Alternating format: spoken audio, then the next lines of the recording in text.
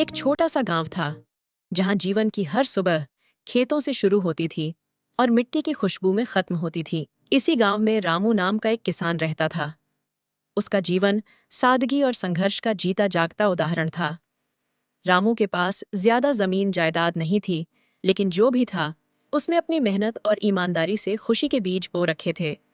रामू का खेत छोटा था, मगर वह चाहता था कि उसकी फसल ऐसी हो जो न केवल उसके परिवार का पेट भरे, बल्कि गांव में मिसाल भी बने।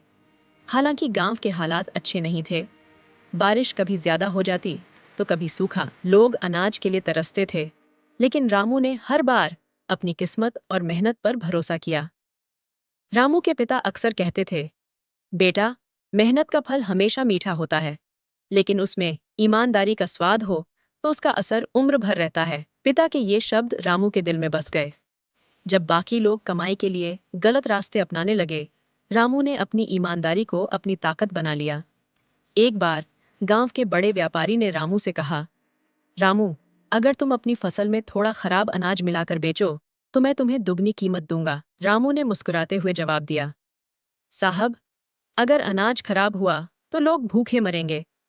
मैं तो बस इतना चाहता हूँ कि मेरी फसल किसी के चेहरे पर खुशी ला सके, न कि किसी की सेहत खराब करे। रामू के इस जवाब ने पूरे गांव में उसकी ईमानदारी की गूंज फैला। एक साल मौसम ने ऐसा खेल खेला कि पूरा गांव बर्बाद हो गया।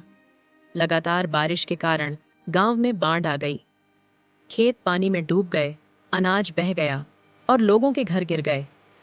रामू का खेत भी पानी से बच नहीं सका, लेकिन उसकी थोड़ी सी फसल किसी चमत्कार की तरह बच गई। जब गांव के लोग भूखे प्यासे और निराश थे, तो रामू ने अपने परिवार को समझाया, भगवान ने हमारी फसल बचाई है, लेकिन इसका मतलब ये नहीं कि यह सिर्फ हमारा है, ये गांव का भी है। उसकी पत्नी ने डरते हुए कहा, लेकिन हमारे पास खुद के लिए भी अनाज कम है, बच्चों का क्या होगा? रामू ने कहा, अगर हम दूसरों की मदद करेंगे तो भगवान हमारी मदद करेंगे। रामू ने अपनी फसल का बड़ा हिस्सा गांव के लोगों में बांट दिया। उसने उन परिवारों की मदद की जिनके घर बार सब दह गए थे। लोगों ने उसकी तारीफ की, लेकिन रामू को बस आत्मसंतोष हुआ। रामू की मदद से गांव में भूख से कोई नहीं मरा। ये बात दूर दूर तक फैल गई। कुछ समय बाद सरकारी अधिकारी गांव में राहत सामग्री लेकर पहुंचे। उन्होंने रामू के इस परोपकारी और ईमानदार स्वभाव की कहानी सुनी।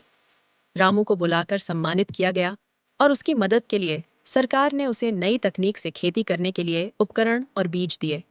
अब रामू ने अपनी फसल की पैदावार को बढ़ाने के लिए नए तरीके अपनाए। उसका खेत पहले से ज्यादा उपजाऊ हो गया। उसने अपने बच्चों को पढ़ने के लिए शहर भेजा और अपने घर को पक्का बनाया। रामू अब केवल एक किसान नहीं था, वह गांव का नायक बन गया था। लोग उसकी कहानी सुनते और कहते, अगर ईमानदारी और मेहनत का कोई चेहरा है तो वह रामू है। रामू ने अपनी नई सफलता को सिर्फ अपने तक सीमित नहीं रखा।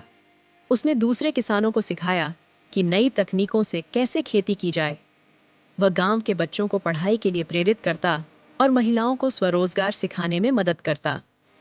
रामू की यह कहानी सिर्फ एक किसान की कहानी नहीं है, बल्कि यह हमें सिखाती है कि ईमानदारी और मेहनत से बड़ी कोई ताकत नहीं होती।